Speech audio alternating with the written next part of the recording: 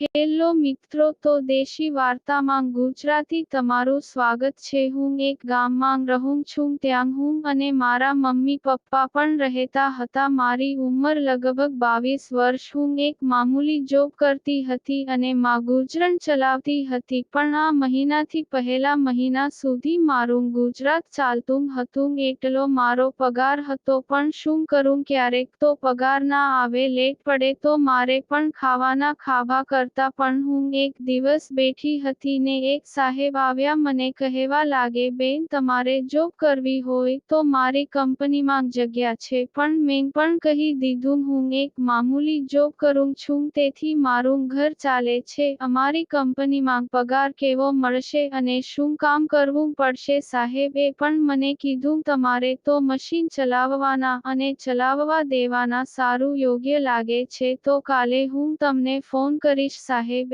નો phone આવ્યો, તમારે job કરવી હોય તો હા પાડો, નકે મને પડશે, મારે માણસ શોધવો પડશે। પણ મેં પણ કીધું, ના, મારે તમારી જોબ કરવી છે। પછી તો હું પેલી જોબ છોડીને સાહેબ કંપનીમાં જોબમાં જતી રહી। ત્યાં મને પગાર પણ સારો મળતો, આરામથી મારો